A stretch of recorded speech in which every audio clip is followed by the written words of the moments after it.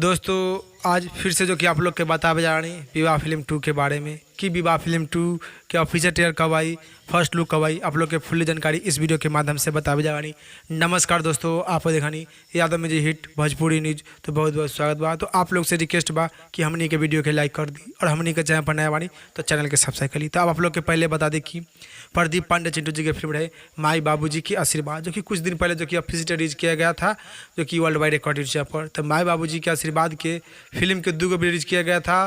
तो एगो जो कि 4 दिन पहले रिलीज किया गया है वीडियो, जो कि वीडियो के नाम बा 36 गो आई रे। ये वीडियो जो कि फॉलोअप हो गई बा, फॉलोअप हो के कारण बा जो कि कंपनी वाला कि अभी सावन के महीना चल रहा बा, तो सावन के महीना में जो कि फिल्मी वीडियो रिलीज कर दिले बानी। यही कारण जो कि प्रदीप पांडे चिंटू जी के माई बाबू जी के आशीर्वाद फिल्म के वीडियो जो कि फॉलोअप हो गई बा, जो कि 4 दिन पहले रिलीज किया गया था वर्ल्ड वाइड रिकॉर्ड यहाँ पर, जो कि 4 दिन में करीब 7 लाख दर्शक जो कि वीडियो के देख ले बानी और प्यार द्वारा दिले बानी। तो इनमें जो कि वीडियो के कोई गलती ना बा, ना कोई गाना में गलत बा, काहे कि ये गाना बहुत ही अच्छा, बहुत ही प्यारा बा। ये गाना के नाम बा 36 गो आई रे। तो बहुत ही अच्छा, बहुत ही प्यारा बा। तो ये गाना के फॉलोअप हो के कारण बा कंपनी वाला world wide record YouTube channel company वाला काहे कि रिलीज कुछ दिन बाद रह करे, क्या कि सावन महीना खत्म हो जाए और बाद रिलीज रह करे के, क्या कि सावन के महीना में आप लोग तो जानते बानी जो कि बोलबम के गाना वीडियो दर्शक लोग देख रहे पसंद कर रहा बानी। तो प्रदीप पांडे चिंटू जो कि सावन के महीना में कोई बोलबम के चाहे कोई भी गाना नवाइल बा, तो उनका ये गाना रिलीज न करे के रहे, जो कि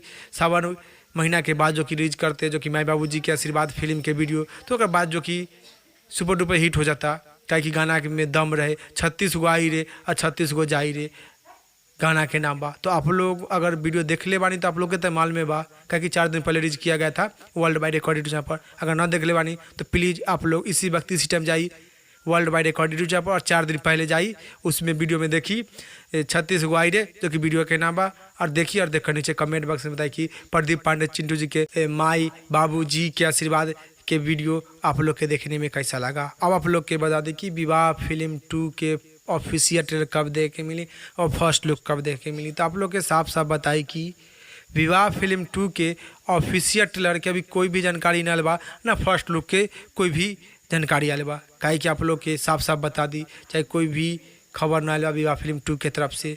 काहे कि आप लोग के विवाह फिल्म 2 के ऑफिशियल ट्रेलर भी देखे चाहिए, फर्स्ट लुक आई तो आप लोग के बता दें कि पहले माई बाबू जी के फिल्म के जो कि फिल्म रिलीज कर दिया जाएगा सिनेमा घर में, और बाद ही जो कि विवाह फिल्म 2 के ऑफिशियल ट्रेलर देखे के मिली और फर्स्ट लुक देखे के मिली। तो आप लोग के छोटा सा जानकारी बतावे के विवाह फिल्म 2 के तरफ से। तो आप लोग की जानकारी के बारे में का विचार बा जरूर कमेंट बॉक्स में बता दें। फिलहाल में इतने, फिर से मिलेंगे अगले वीडियो में। जय हिंद, जय भोजपुरी।